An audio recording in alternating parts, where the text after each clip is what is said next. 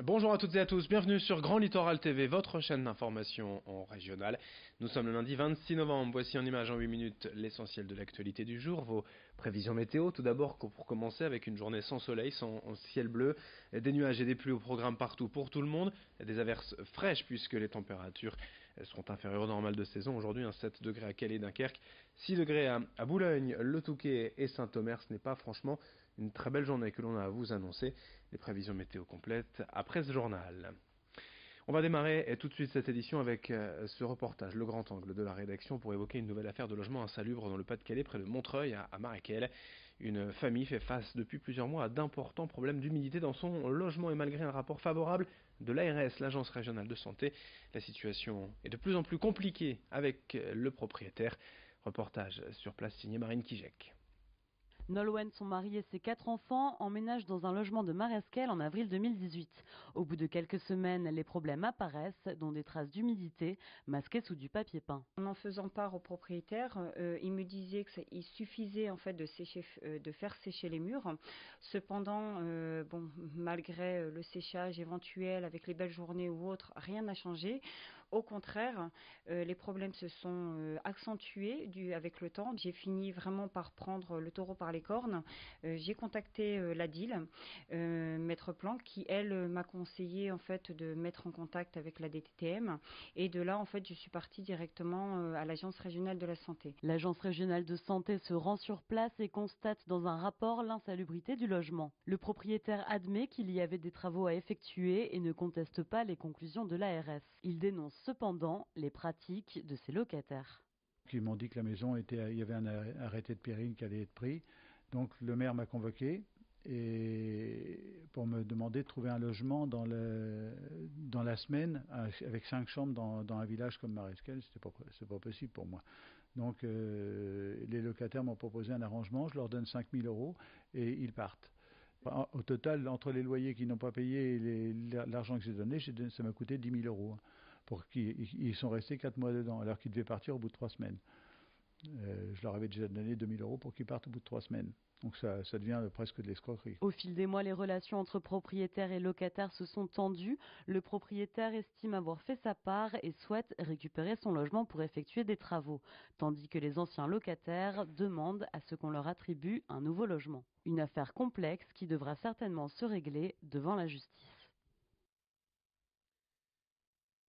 Dans la région, depuis plusieurs mois, 2 associations de défense des usagers du train tirent la sonnette d'alarme quant à l'avenir du TER, notamment suite à la disparition des comités de ligne. Ces rendez-vous réguliers entre la SNCF et les associations pour discuter des problèmes de ligne, de desserte, d'horaire ou de fonctionnement des gares. Ces comités se sont d'abord raréfiés ces dernières années et puis cette année, en 2018, il n'y en a pas eu un seul dans la région. Autre motif d'inquiétude, les périodes bleues, offrant jusqu'à 50% de réduction pour les jeunes et les seniors, mais l'alignement avec la Picardie et la nouvelle convention Hauts-de-France pourrait supprimer cet avantage, ce qui laisse craindre tout simplement aux associations le retour de la voiture en force pour de nombreux habitués du train. Explication au micro de Xavier Silly. Les évolutions qu'il y a, c'est que d'une façon générale sur le réseau, il y a quand même souvent des retards et des annulations de trains. Il faut savoir que 16% environ, 16% des trains sont soit retardés, soit annulés. C'est quand même beaucoup pour un service au quotidien, on va dire. Et puis il y a aussi l'inquiétude des lignes secondaires, de dessertes fines du territoire, qui, les unes après les autres, sont fermées par SNCF Réseau pour des raisons de vétusté. Et donc le temps qu'on étudie quoi faire, qu'on voit si on fait les travaux ou pas, etc. Tout ça, ça prend du temps et c'est toute une période pendant laquelle les gens se trouvent condamnés à prendre des autocars à la place du train.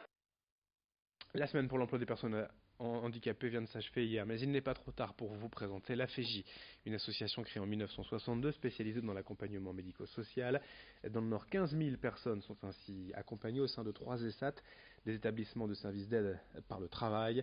C'est là qu'elle forme des personnes en situation de handicap pour encourager l'intégration des personnes handicapées en entreprise. En France aujourd'hui, seul un tiers des personnes en situation de handicap ont un emploi. Souvent les employeurs ont peur alors qu'ils n'ont aucune raison, aucune explication au micro de Xavier Silly. Moi je leur dis venez appeler la FEJ. Parce que je crois que la particularité de la FEJ, depuis sa création et encore plus aujourd'hui, c'est de trouver la vraie valeur. Comme le dit d'ailleurs le président et notre directeur général, de trouver la vraie valeur dans chaque personne. Je pense que c'est simplement une inquiétude que les entreprises peuvent avoir a priori. Donc il suffit de changer de regard, il suffit de venir rencontrer nos travailleurs et voilà, et de le découvrir, d'apprendre à se connaître. Et très facilement, on se rend compte qu'il y a un talent formidable et qu'elles peuvent très facilement, très rapidement apporter beaucoup à l'entreprise.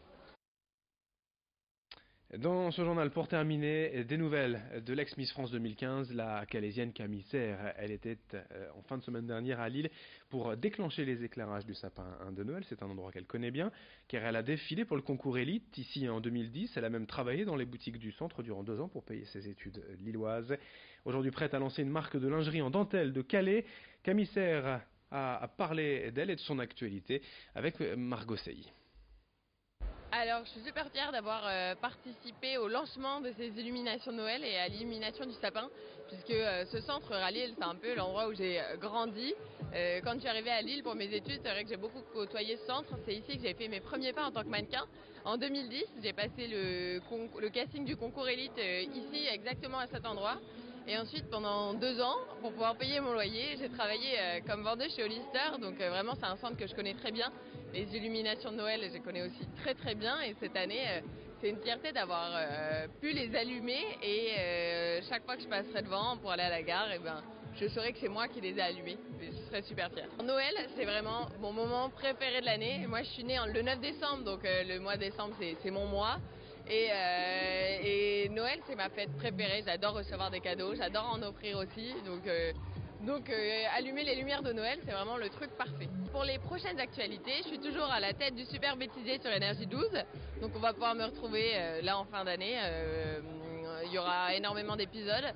Et ensuite, là, je suis en train de créer un projet un petit peu régional. Je suis en train de créer une collection de lingerie en dentelle de Calais. Je pourrais vous en dire plus dans quelques mois. Pour l'instant, on en est qu'aux prémices, mais ça va être un très beau projet. Et ensuite, on a les Miss France qui viennent en fin d'année. L'élection, on accueille encore l'élection au Zénith de Lille. Ça, c'est vraiment trop cool. J'ai hâte de pouvoir faire découvrir aux 30 Miss régionales cette belle ville qu'est Lille. Et voilà. Fin de cette édition sur Grand Littoral TV. D'autres infos à suivre dès le prochain quart d'heure dans moins de 8 minutes. Restez avec nous. Très belle journée à toutes et à tous.